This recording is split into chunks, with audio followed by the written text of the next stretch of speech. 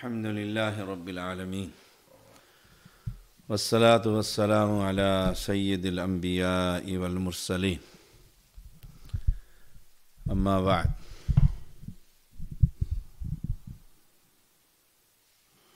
آج ہم قرآن مجید کی تفسیر کی کلاس لے رہے ہیں۔ سورۃ فاتحہ کا ترجمہ اور تفسیر چل رہی ہے۔ آج آیت نمبر ہے 3، لیکچر نمبر ہے 5۔ ایاک نعبد و ایاک نستعین۔ ایاک نعبد کی ہم تفسیر لیکچر نمبر 4 میں پڑھا چکے ہیں۔ ایاک نعبد کو پہلے و ایاک نستعین کو بعد میں بیان کر کے اللہ تعالی نے دعا کرنے کا سلیقہ بتلایا کہ درخواست سے پہلے اللہ تعالی کی حمد و ثنا، بزرگی، بڑائی اور کبریائی بیان کرنی چاہیے۔ دعا سے پہلے، درخواست سے پہلے اپنی بندگی اور اپنے تعلق کا حوالہ پیش کرنا چاہیے، یعنی اپنے عمل سے پہلے اپنے عمل کے وسیلے سے درخواست کرنی چاہیے، اور یہ وسیلہ حق اور سچ اور جائز ہے۔ فرمایا اللہ کریم نے، ربنا اننا سمعنا منادیا ینادی للایمان ان آمنوا بربکم فآمنا ربنا فاغفر لنا ذنوبنا وکفر عنا سیئاتنا وتوفنا مع الابرار۔ آل عمران کی 193 آیت نمبر۔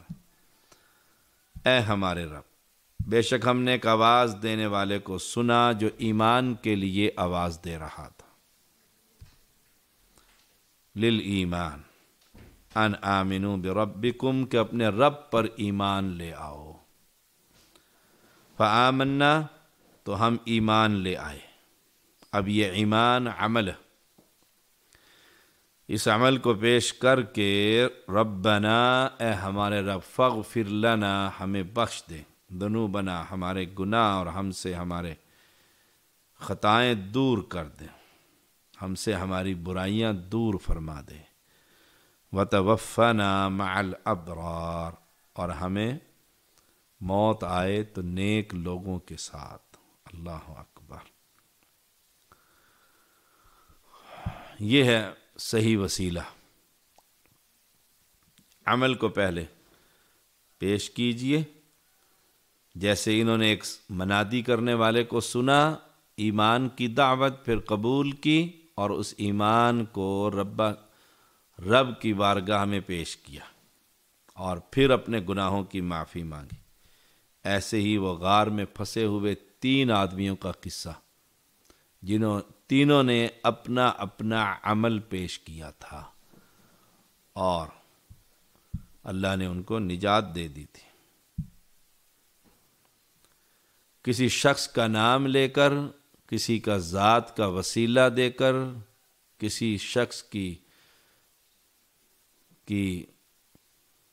ذات اور اس کی نیکیوں کو وسیلہ بنا کر اس کی حرمت بحق فلاں اور بحق فلاں اور بحق بحرمت فلاں، یہ وسیلے کرنا کتاب و سنت سے ثابت نہیں۔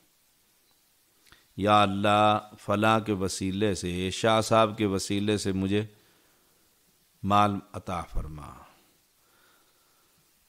فلاں بزرگ کے طفیل اور صدقے سے میری یہ دعا قبول فرما، بحق محمد میری یہ درخواست قبول فرما،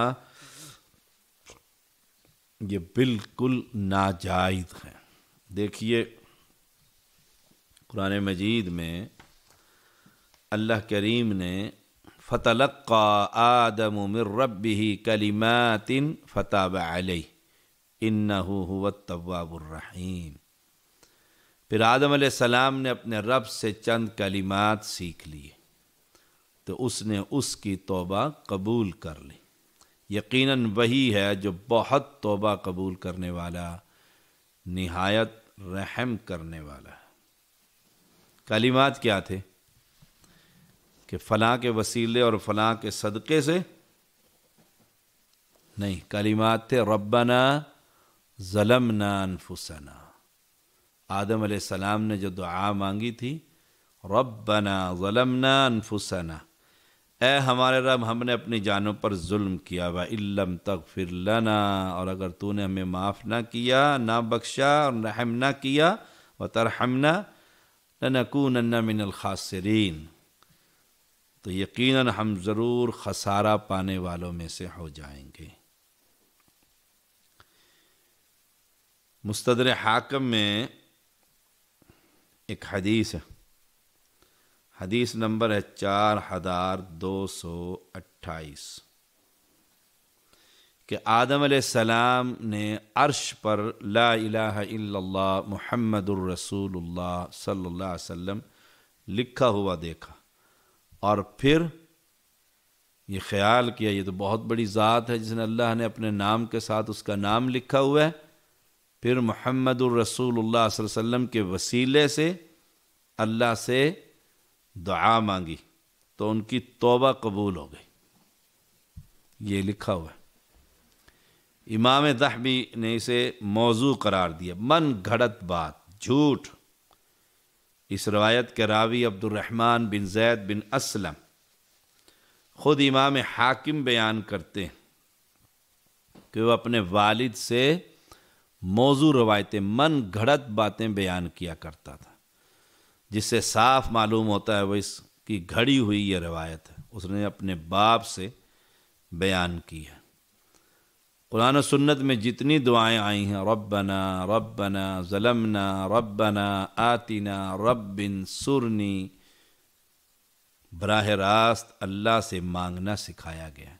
نبی، ولی، علی کے واسطے اور وسیلے سے کوئی شے نہیں سکھائی گئی۔ ایسے ہی تبلیغی جماعت التبلیغ کی کتاب ہے فضائل اعمال، وہاں پر بھی یہ حدیث درج کی گئی ہے، اور اس حدیث کو عربی میں ادھر لکھا گیا ہے اور پھر سامنے اس کا ترجمہ کیا ہوا ہے۔ عربی میں لکھا ہوا ہے کہ یہ موضوع ہے، موضوع من گھڑت، جس کا ترجمہ ہے من گھڑت، عربی میں لکھ دیا ہے اور اس کا اردو میں ترجمہ نہیں کیا۔ اب جو شخص پڑھتا ہے وہ سمجھتا ہے تو حدیث اور اپنا عقیدہ یہ بنا لیتا ہے کہ وسیلے سے دعا مانگنی چاہیے۔ اس طرح کا شرک فضائل اعمال میں کثرت سے موجود ہے۔ تو ایاک نعبد کے بعد و ایاک نستعین، صرف تجھ سے مدد مانگتے ہیں، تیری ہی عبادت کرتے ہیں اور تجھ ہی سے مدد مانگتے ہیں۔ آدمی یقین رکھے کہ کوئی بھی نیکی اللہ تعالیٰ کی مدد کے بغیر کوئی شخص نہیں کر سکتا۔ عبادت نیکی ہے، کرے گا کب؟ جب اللہ کی مدد حاصل ہوگی، اور اللہ کی مدد حاصل نہ ہوگی تو کوئی نیکی نہیں ہو سکتی۔ مکمل طور پر اللہ کے سامنے بے بس اور لاچار، عاجزی اور انکساری کا اظہار ہے کہ اللہ ہم تجھ ہی سے مدد چاہتے ہیں، ہم اپنا کچھ بھی نہیں کر سکتے، نہ نفع دے سکتے ہیں اپنی ذات کو اور نہ نقصان سے بچا سکتے ہیں۔ ہم صرف تیری عبادت کرتے ہیں، اور تیری عبادت میں اور اپنے تمام کاموں میں تیری ہی مدد مانگتے ہیں۔ تیری مدد کے بغیر ہم نماز بھی نہیں پڑھ سکتے، روزہ بھی نہیں رکھ سکتے، درس بھی نہیں دے سکتے، درس بھی نہیں سن سکتے۔ اس میں اللہ پر توکل اور تمام کام اس کے سپرد کرنے کے اعلیٰ ترین تعلیم۔ بعض سلف کہتے ہیں کہ فاتحہ قرآن کا خلاصہ، اور ایاک نعبد و ایاک نستعین فاتحہ کا خلاصہ ہے۔ ایاک نعبد کہنے سے انسان شرک سے بری ہو جاتا ہے کہ ہم تیری ہی عبادت کرتے ہیں، تو اب سب علی نبی ولی سب کی عبادتیں ختم ہو گئی، اور ایاک نستعین کہنے سے وہ اپنی قوت اور طاقت اور اختیار سے خالی ہو کر صرف اللہ پر توکل کرتا ہے۔ اس استعانت سے مراد ان کاموں میں مدد طلب کرنا ہے جن کا اختیار اللہ نے صرف اپنے پاس رکھا ہوا ہے، کسی مخلوق کو ان کا اختیار نہیں دیا۔ مثلا ڈاکٹر جو ہے وہ دوائی دے سکتا ہے، شفا نہیں دے سکتا۔ دوائی مہنگی سے مہنگی لکھ کر دے دے گا، لیکن شفا دینے والا کون ہے؟ اللہ۔ کوئی بھی اہل خیر میں سے وہ رقم دے سکتا ہے، رقم دے سکتا ہے، پیسے دے سکتا ہے، لیکن امیری اور غربت، غنی یا فقیر کر دینا، یہ صرف اللہ کے ہاتھ میں ہے۔ ڈاکٹر علاج کر سکتا ہے عورت کا، بیوی کا، خاوند جا کر کہتے ہیں اولاد نہیں ہو رہی، علاج کر سکتا ہے، اولاد نہیں دے سکتا۔ مہنگے سے مہنگا علاج کرے گا، لیکن یہ کہے کہ میں اولاد دے دوں گا، سوال ہی پیدا نہیں ہوتا۔ یہ اللہ کے ہاتھ میں۔ ہم جوان، اسلحہ، سب کچھ تیاری کر کے میدان میں اتر سکتے ہیں، لیکن کہیں کہ اب اس کی بنیاد پر ہمیں فتح حاصل ہو جائے، نہیں۔ فتح دینے والا کون ہے؟ اللہ۔ دنیا کے ظاہری اسباب اور وسائل جو انسانوں کو عطا کیے گئے ہیں، ان میں ایک دوسرے سے مدد مانگنا جائز ہے۔ اپنے بھائی کو کہنا کہ یہ کام کر دو، جائز ہے۔ ایک دوسرے کی مدد کرنا لازم بھی ہے۔ وَتَعَاوَنُوا عَلَى الْبِرِّ وَالتَّقْوَى وَلَا تَعَاوَنُوا عَلَى الْإِثْمِ وَالْعُدْوَانِ۔ نیکی اور تقوی کے کاموں پر ایک دوسرے کا تعاون کیجیے، گناہ اور زیادتی کے کاموں پر تعاون نہ کیجیے۔ سبحان اللہ۔ افسوس اس بات پر ہے، بدقسمتی یہ ہے کہ بعض لوگ نہیں، امت کی اکثریت، اللہ اکبر، 100 آدمی کھڑے کرے تو 99 آدمی ان بزرگوں کو مدد کے لیے پکارتے ہیں جو نہ سن سکتے ہیں، نہ دیکھ سکتے ہیں، نہ آ سکتے ہیں، کچھ بھی کرنے کے قابل نہیں۔ اور ہر نمازی، ان میں سے اکثریت نمازیوں کی بھی ہے، نماز پڑھتے ہیں، اور نماز میں ایاک نعبد و ایاک نستعین، اللہ ایاک نستعین، تجھ ہی سے مدد چاہتے ہیں، لیکن یا علی مدد اور یا رسول اللہ مدد کی آوازیں بلند کر رہے ہیں، گویا اسی صورت کی اسی موقع پر نفی کر رہے ہوتے ہیں، غیر اللہ سے مدد مانگ رہے ہوتے ہیں۔ کہیں گے اغثنی یا رسول اللہ، اے اللہ کے رسول صلی اللہ علیہ وسلم ہماری مدد کیجیے۔ بیٹھے بیٹھے گئے یا علی مدد نعرہ لگائیں گے کہ اے علی ہماری مدد فرما، آوازیں دیں گے اے مولا علی یا شیر خدا میری کشتی پار لگا دینا۔ کشتیوں کو پار لگانے کے لیے مدد کس سے مانگی جا رہی ہے؟ اللہ کی مخلوق سے۔ اور سورہ فاتحہ نماز میں پڑھ رہے ہیں ایاک نستعین، ہم تجھ ہی سے مدد مانگتے ہیں۔ اور پھر پانی کے اندر اتر کر مدد غیروں سے مانگی جا رہی، اللہ کی مخلوق کو پکارا جا رہا۔ المدد المدد، یا غوث آدم، نعرے لگائے جا رہے ہیں۔ یا مدد کن یا معین الدین چشتی، یا معین الدین چشتی پار لگا دے کشتی، یا بہاول حق بیڑی دھک۔ آوازیں لگ رہی۔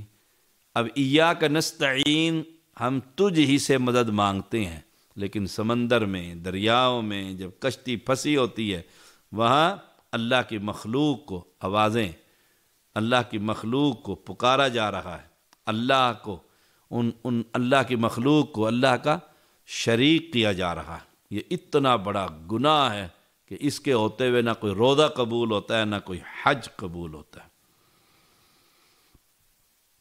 سوال ہے کہ ایاک نعبد سے ہم فاتحہ تک دعا کرنے والا جمع کے صیغے سے دعا کرتا ہے، جبکہ دعا کرنے والا ایک ہے۔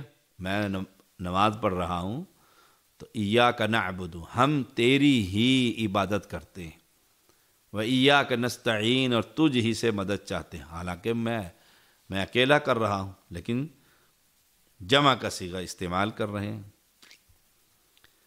واحد کا صیغہ ہونا چاہیے تھا۔ جمع کا لفظ تعظیم کے لیے مانا جائے تو یہ دعا کے مناسب نہیں۔ جواب اس کا یہ ہے، اگر جمع کا لفظ تعظیم کے لیے مانا جائے تو یہ دعا کے لیے مناسب نہیں ہے۔ اس کا جواب کیا دیا گیا؟ بندہ اپنی عاجزی اور انکساری کی وجہ سے اللہ کی بارگاہ میں اکیلے درخواست پیش کرنے کی جرت نہیں کر سکتا۔ وہ بادشاہ ہے، وہ شہنشاہ ہے، بلکہ تمام عبادت کرنے والے جن و انس اور فرشتوں کو ساتھ مل کر وہ پیش کرتا ہے کہ ہم سب اور میں تیرا یہ عاجز بندہ بھی تجھ سے سوال کرتے ہیں، تجھ سے مدد مانگتے ہیں، تجھ ہی سے اور تیری ہی عبادت کرتے ہیں۔ بعض اہل علم کہتے ہیں کہ واحد کے صیغے میں اپنی کچھ بڑائی کا اظہار ہوتا ہے جو جمع کے صیغے میں نہیں۔ امام ابن کثیر رحمہ اللہ یہی فرماتے ہیں۔ بعض مفسرین یہ حکمت بیان کرتے ہیں کہ ہر مومن دوسرے مومنوں کے ساتھ ایک جسم کی مانند، اور ہر مومن تمام مومنوں کی نمائندگی کرتا ہے، اس لیے وہ اکیلا ہی تمام مسلمانوں کی طرف سے عرض کرتا ہے ایاک نعبد، ہم تیری ہی عبادت کرتے ہیں، و ایاک نستعین، اور تجھ ہی سے مدد چاہتے ہیں۔ رسول اللہ صلی اللہ علیہ وسلم نے فرمایا المؤمنون تتکافأ دماؤہم ویسعى بذمتہم ادناہم وہم ید علی من سواہم، ایمان والے لوگ ان کے خون آپس میں برابر ہوتے ہیں، ان کا سب سے معمولی آدمی بھی ان کے عہد کو پورا کرنے کی کوشش کرتا ہے، اور اپنے سوا سب کے مقابلے میں ایک ہاتھ ہوتے ہیں۔ ابو داود کی یہ روایت ہے، حدیث نمبر ہے 4530، اور امام البانی رحمہ اللہ اس کو صحیح قرار دیتے ہیں۔ ایاک نعبد، ہم تیری ہی عبادت کرتے ہیں، و ایاک نستعین، اور تجھ ہی سے مدد چاہتے ہیں۔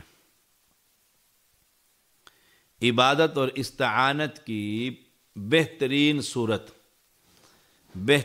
صورت اجتماعی عبادت اور استعانت، اس لیے اللہ تعالیٰ نے ان دونوں کی جامع صورت نماز کو با جماعت ادا کرنے کا حکم دیا۔ وَأَقِيمُوا الصَّلَاةَ وَآتُوا الزَّكَاةَ وَارْكَعُوا مَعَ الرَّاكِعِينَ، نماز قائم کرو اور زکوٰۃ دو اور رکوع کرنے والوں کے ساتھ رکوع کرو، نماز قائم کرو۔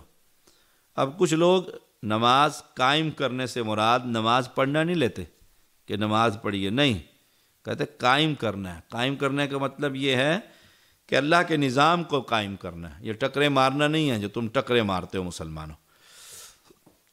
کہتے ہیں اللہ کا نظام قائم کیجئے دنیا میں، عدل، انصاف۔ اور کچھ لوگ وَارْكَعُوا مَعَ الرَّاكِعِينَ کے ساتھ، رکوع کرنے والوں کے ساتھ رکوع کیجئے، وہ کہتے ہیں بس قرآن کا حکم ہے، رکوع کر رہے ہیں یہ مسجد والے، اب ان کی جماعت وقت ہو گیا جماعت کا، ان کے ساتھ شامل ہو جائے۔ قرآن نے کہہ دیا رکوع کرنے والوں کے ساتھ رکوع کرو، اب وہ رکوع کر رہے ہیں اور ہم پیچھے جا کر کھڑے ہو جائیں گے۔ نہیں دیکھتے کہ امام رافضی ہے، امام بدعتی ہے، امام مشرک ہے، نہیں، کہتے ہیں رکوع کرنے والوں کے ساتھ رکوع کیجیے۔ پہلے یہ تو دیکھیے رکوع ہے کس پر، رکوع ہے کس پر۔ جب ان سے یہ سوال کیا جائے کہ آپ کس کے پیچھے کھڑے ہیں، کہتے ہیں جی وَارْكَعُوا مَعَ الرَّاكِعِينَ، رکوع کرنے والوں کے ساتھ رکوع کیجیے، تو یہ رکوع نماز کا کس پر فرض ہے؟ مومن پر، مسلم پر، موحد پر، اور اس کا عقیدہ ہی خراب ہے۔ یہ تو بہاول حق بیڑی دھک دھک دھک کے نعرے لگاتا رہتا ہے، اس کے پیچھے نماز کیسے ہو جائے گی؟ اس پر تو نماز بیچارے پر عقیدے سے پہلے اس پر نماز ہے ہی نہیں، اسے پہلے اپنے عقیدے کی اصلاح کرنی ہے، بعد میں اس کو نماز کا کہیں گے میں نماز پڑھ۔ تو کچھ لوگوں کو یہاں پر بہت بڑی غلطی لگی اور وہ ہر شخص کے پیچھے کھڑے ہو جاتے ہیں۔ ایسے ہی میں نے ایک شخص سے کہا کہ لگا جی قرآن کا حکم ہے، میں نے کہا ٹھیک ہے، ہم اگر گزر رہے ہیں اور اذان کا وقت ہو جاتا ہے اور دیکھتے ہیں ایک جگہ پر رکوع کرنے والے رکوع کر رہے ہیں، ہم اس میں شامل ہو جائیں گے؟ کہنے لگے جی شامل ہو جائیں گے۔ میں نے کہا اگر رکوع کرنے والے مرزئی ہیں شامل ہو جائیں گے؟ کہتے نہیں، وہ رکوع نہیں کر رہے، وہ رکوع نہیں کر رہے ہیں۔ جی کر رہے ہیں، ان کے پیچھے نماز کیوں نہیں پڑھیں گے؟ رکوع کر رہے ہیں نا، اور تمہاری طرح حنفی نماز پڑھتے ہیں تو اس میں شامل ہو جائیں گے ان کے پیچھے۔ احناف کی نماز پڑھتے ہیں وہ، کیونکہ مرزا تو تھا نبوت کے دعوے سے پہلے حنفی تھا، وہ نماز پڑھ رہے ہیں باقاعدہ ان کی مسجد میں، تو وہاں پر ان کے پیچھے کھڑے ہو جائیں۔ چلو نہیں، ان کے پیچھے نہیں کھڑا ہوں گا، میں ان کے پیچھے نہیں کھڑا ہوں گا۔ میں کہ ایک جگہ سے گزر رہے ہیں اور ہم اس کا ٹائٹل نہیں دیکھتے کہ یہ امام بارگاہ ہے، ان کی بھی مسجد ہوتی ہے، اور وہ رکوع کر رہے ہیں، شامل ہو جائیں گے؟ کہتے نہیں، وہ تو صحابہ کے دشمن ہیں، وہ تو صحابہ کو گالیاں دیتے ہیں، ان کے پیچھے نماز کیسے ہو جائے گی؟ وہ بھی رکوع کر رہے ہیں، وَارْكَعُوا مَعَ الرَّاكِعِينَ، ان کے پیچھے بھی جا کر نماز پڑھ لیجئے۔ تو نہیں، وہ صحابہ کو گالیاں دیتے۔ ان کا تو عقیدہ کہ علی رضی اللہ تعالیٰ انبیاء سے بھی افضل ہے، یہ ان کا عقیدہ علن اعلان بول ٹی وی پر ان کے رافضی لیڈر نے بیان کیا باقاعدہ کہ ہمارے نزدیک علی تمام انبیاء سے افضل ہیں، لا حول ولا قوت الا باللہ۔ تو وَارْكَعُوا مَعَ الرَّاكِعِينَ، رکوع کرنے والوں کے ساتھ رکوع کیجئے۔ اس کا معنی کیا ہے؟ معنی یہ ہے کہ اہل ایمان کے ساتھ، اہل شرک کے پیچھے نماز نہیں ہوتی، اہل توحید کی، جیسے مرزئی کے پیچھے نہیں ہوتی، رافضی کے پیچھے نہیں ہوتی، ایسے دوسرے لوگوں کے پیچھے بھی، کیونکہ ان میں صوفیت کا کفر ہے۔ وہ کہتے ہیں وحدت الوجود کے قائل ہیں، وہ کہتے ہیں یہ دنیا میں جتنے خنزیر، بندر، کتے، سور، یہ جتنے پھرتے ہیں یہ اللہ کا وجود ہے، لا حول ولا قوت الا باللہ۔ وہ کہتے ہیں وحدت الشہود والے کہ جتنی چیزیں نظر آ رہی ہیں ان سب میں اللہ نظر آ رہا ہے، سبحان اللہ و بحمدہ، سبحان اللہ العظیم۔ اللہ ہم سب کو اس عقیدے سے محفوظ رکھے۔ تو وَارْكَعُوا مَعَ الرَّاكِعِينَ سے مراد ہاں ایک داڑھی منڈا شخص ہے لیکن عقیدہ صحیح ہے اور وہ نماز پڑھا رہا ہے، اب ہم اس کے پیچھے جا کر نماز پڑھیں گے کیونکہ اس کا عقیدہ صحیح ہے۔ فاسق فاجر ہے، فاسق فاجر کے پیچھے نماز ہو جاتی ہے، مشرک اور بدعتی اور کافر کے پیچھے نماز نہیں ہوتی، کیونکہ مرزئی کافر ہیں، رکوع وہ بھی کرتے ہیں۔ ایاک نستعین، اس میں یہ بات نہیں ہے کہ ہم تجھ ہی سے مدد مانگتے ہیں، لیکن کس چیز کی مدد مانگتے ہیں یہ تو ذکر نہیں ہے، عام بات ہے، ہر کام میں اللہ ہم تجھ سے مدد مانگتے ہیں۔ ایاک نستعین، کیونکہ کوئی بھی کام اللہ کی مدد کے بغیر کوئی نہیں ہو سکتا، کر ہی کوئی نہیں سکتا، اس لیے عام لوگ کہتے ہوتے اللہ کی مدد چاہیے، حسبنا اللہ، ہمیں اللہ کافی ہے، وَإِيَّاكَ نَسْتَعِينُ، کہ اللہ مدد فرمائے گا۔ اهدنا الصراط المستقیم، ہمیں سیدھے راستے پر چلا، ہمیں سیدھے راستے پر چلا۔ اهدنا الصراط المستقیم، ہدایت کا معنی نرمی اور مہربانی کے ساتھ راستہ بتانا، جیسے اللہ تعالیٰ نے نبی اکرم صلی اللہ علیہ وسلم کو فرمایا وَإِنَّكَ لَتَهْدِي إِلَى صِرَاطٍ مُسْتَقِيمٍ، شورا، سورۃ شورا 52 نمبر آیت، بے شک تو یقیناً سیدھے راستے کی طرف رہنمائی کرتا، سیدھا صراط مستقیم، خط مستقیم، دو نقطوں کے درمیان اسٹریٹ لائن کو خط مستقیم کہتے ہیں، یاد رکھیے گا یہ بات، دو نقطوں کے درمیان ایک نقطہ ادھر ہے ایک ادھر ہے، اس کے درمیان بالکل سیدھے خط کو خط مستقیم کہتے ہیں، اور جہاں یہ یوں ٹیڑھا ہو جائے گا، یوں ٹیڑھا ہو جائے گا، وہ خط مستقیم ہی نہیں ہوتا۔ اہدنا الصراط المستقیم، اب سیدھا راستہ کون سا؟ صرف محمد الرسول اللہ صلی اللہ علیہ وسلم کا، یہ سیدھا راستہ۔ جہاں ٹیڑھا آئے گا، امتی امام، امتی لوگ، ولی، اولیاء، پیر، فقیر، یہ ٹیڑھا ہو جائے گا، صراط مستقیم ہی، خط مستقیم ہی نہیں رہتا۔ اہدنا الصراط المستقیم وَإِنَّكَ، اور بے شک آپ یقیناً سیدھے راستے کی طرف رہنمائی کرنے والے۔ یہ ہدایت اللہ اور اس کے رسول اور دوسرے لوگ سبھی کر سکتے ہیں۔ ہدایت کا دوسرا معنی راستے پر چلنے کی توفیق دینا ہے، اور یہ صرف اللہ کے ہاتھ میں ہے۔ میں دعویٰ کروں گا میں سیدھے راستے پر چلوں گا، نہیں، میں اللہ کی توفیق کے بغیر نہیں چل سکتا۔ اللہ کی توفیق ہوگی، اللہ کی توفیق ہوگی تو پھر ہم سیدھے راستے پر چل سکتے ہیں۔ اللہ نے اپنے پیغمبر کو کہا اِنَّكَ لَا تَهْدِي مَنْ أَحْبَبْتَ وَلَكِنَّ اللَّهَ يَهْدِي مَنْ يَشَاءُ، سورۃ القصص 56 نمبر آیت۔ بے شک تو ہدایت نہیں دیتا جسے تو دوست رکھے، اور لیکن اللہ ہدایت دیتا ہے جسے چاہتا ہے۔ ہدایت کس کے ہاتھ میں ہے؟ اللہ کے ہاتھ میں ہے۔ ایاک نستعین سے سوال پیدا ہوتا تھا کہ کیا مدد چاہتے ہو؟ اللہ نے جواب یہ سکھایا کہ کہو پروردگار، ہمیں زندگی کے ہر لمحے میں، ہر کام میں تیری ہدایت کی ضرورت ہے۔ اہدنا الصراط المستقیم، اگر تو نہ بتائے تو ہم کسی چیز کے متعلق جان ہی نہیں سکتے کہ صحیح راستہ کیا ہے۔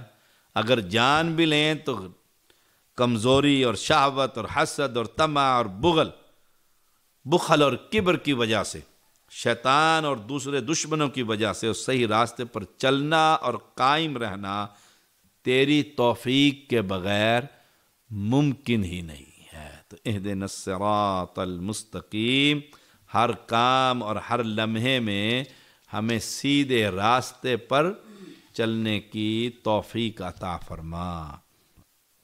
بعض لوگ یہاں ایک سوال کرتے ہیں کہ جب احناف بھی کرتے ہیں کہ جی آپ سورہ فاتحہ نماز میں پڑھتے ہیں؟ جی پڑھتے ہیں۔ اہدنا الصراط المستقیم کا ترجمہ کیا ہے؟ ہمیں سیدھے راستے پر چلا۔ اگر آپ سیدھے راستے پر ہیں تو پھر کیوں پڑھتے ہیں؟ اگر آپ سیدھے راستے پر ہیں، سوال تو ان کا بنتا ہے نا، تو پھر کیوں چلتے ہیں؟ تو ہم اس کا جواب دیتے ہیں، یہ سورہ فاتحہ کس پر اتری؟ کہا محمد الرسول اللہ صلی اللہ علیہ وسلم پر۔ تو محمد الرسول اللہ صلی اللہ علیہ وسلم نماز میں سے پڑھتے تھے؟ جی پڑھتے تھے۔ نبی اکرم صلی اللہ علیہ وسلم سیدھے راستے پر تھے؟ جی سیدھے راستے پر تھے۔ جب سیدھے راستے پر تھے تو نبی اکرم صلی اللہ علیہ وسلم کیوں پڑھتے تھے کہ ہمیں سیدھا راستہ دکھلا؟ تو نبی کے بارے میں کیا کہو گے؟ تو اس کا دوسرا معنی یہ ہوگا، ہمارے حافظ محمد عبداللہ بہاولپوری رحمہ اللہ ہمیں سبق پڑھاتے ہوئے کہا کرتے تھے، اس کا دوسرا معنی یہ ہے کہ اللہ ہمیں سیدھے راستے پر قائم رکھ۔ ہم سیدھے راستے پر ہیں تو قائم رکھ، اگر نہیں ہیں تو سیدھا راستہ دکھا۔ اگر یہ اعتراض کرو گے کہ تم سیدھے راستے پر ہو، تم کہتے ہو کتاب و سنت اور مسلک اہل حدیث سب سے اچھا اور صحیح سچا مسلک ہے، تو پھر دعا کیوں مانگتے ہو کہ سیدھا راستہ ہمیں دکھا؟ سیدھے راستے پر چلا۔ تو جواب یہی ہے کہ نبی اکرم صلی اللہ علیہ وسلم بھی تو پڑھتے تھے، تمہیں پڑھتے تھے۔ ہمیں ہدایت پر قائم رکھ، اس کا دوسرا معنی یہ ہے۔ انسان کو ہر لمحے کسی نہ کسی کام کے متعلق فیصلہ کرنا ہوتا ہے، میں نے اب یہ کرنا ہے، میں نے اب یہ کرنا ہے، میں نے اب وہاں جانا ہے، میں نے اب وہاں جانا ہے، میں نے اس سے یہ کہنا ہے، میں نے اس سے یہ چیز لینی ہے۔ تو تھوڑی سی بھی اگر ادھر ادھر ہو جائے آدمی بڑا دور چلا جاتا ہے۔ پنجابی میں کہتے ہیں ویلے دی گل تے ویلے دا فیصلہ، ویلے دی گل تے ویلے دا فیصلہ۔ 5 منٹ پہلے پہنچ جاتے تو گاڑی کو پکڑ ہی لیتے۔ تو اہدنا الصراط المستقیم، ہر وقت ہر کام پر ہم رب سے ہدایت کے طلبگار ہیں۔ یہ کہنا کہ ہم ہر وقت اور ہر کام ہر کام میں ہدایت پر ہیں، یہ تو بہت بڑی جرت کا کام ہے۔ نہیں، ہم ہر وقت اور ہر کام میں اللہ سے ہدایت کا سوال کرتے ہیں۔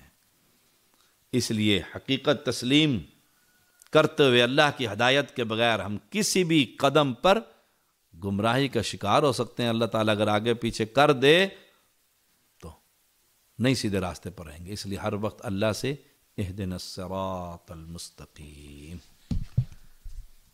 وآخر دعوانا ان الحمد للہ رب العالمین۔